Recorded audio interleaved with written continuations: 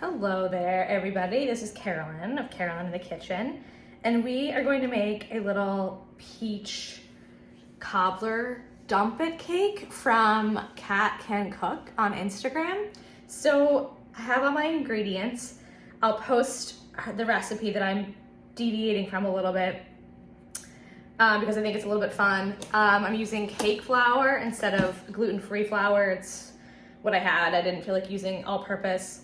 Oat flour also goes in the recipe. Homemade vanilla extract. I know it probably seems extra and absurd, but it's actually the easiest thing. It's just vodka and vanilla beans or bourbon. I did one with bourbon too. And then you just let it sit and it's just so much better. And it's kind of fun and a fun party trick, I think. So I have a couple tablespoons of butter melting in an 8x8 pan that I'll get out in a second. And then I'm just mixing in the dry ingredients. That is the cake flour and baking powder. And then you have a little bit of oat flour, which you could use almond flour too, I'm sure.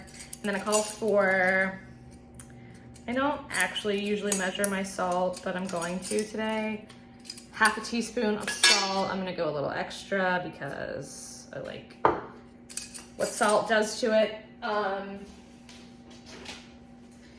Utensils sometimes help. Mixing all of the dry ingredients, bringing in some almond milk, and then I'm gonna do teaspoon of vanilla extract because I like it. I actually forget what the recipe called for, so see, I'm gonna do a little bit more. Okay, a little bit more. Mix it.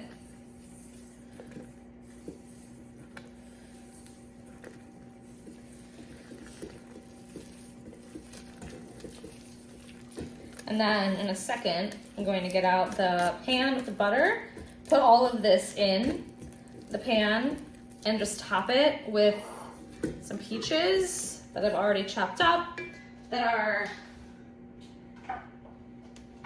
super juicy and like it's just spilling with juice. They're really ripe and that's exactly what you want. And then you bake it. So I don't think it could be any easier than this. So we're gonna give it a try. Stay tuned. I have my butter melted. It's nice and almost brown, which is what I prefer in this, I think. Mixing the batter, just dumping the batter into the pan. I'm not mixing it. And I did add a little bit of sugar. The recipe calls for a half a cup plus a couple tablespoons. I thought that was aggressive. I only did a couple tablespoons, but you can sweeten it as you like. I'm also gonna put some on top. And then that's it. Now the peaches, again, it calls for, I think, 4 cups. I have a lot of peaches, so I'm doubling up on the peaches, I think, because summer. And then, oh, some of these are from the farmer's market, and some are pink, some are white peaches, and some are yellow. But I think the difference in tart and sweet will be perfect in this. So then that's it. And I'm gonna do this. A little bit of sugar on top. Maybe give it a nice crust.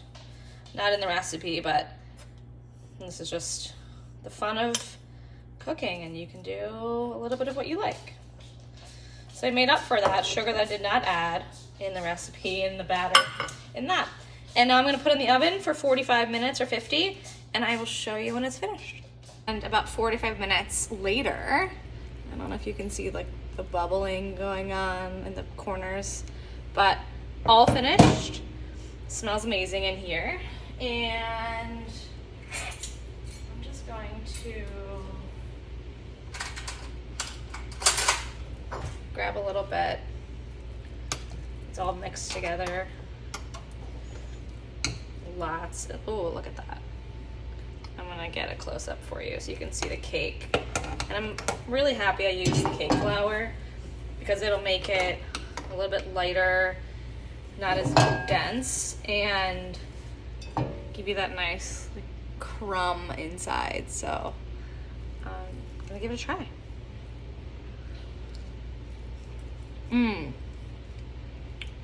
Very good, sweet and tart.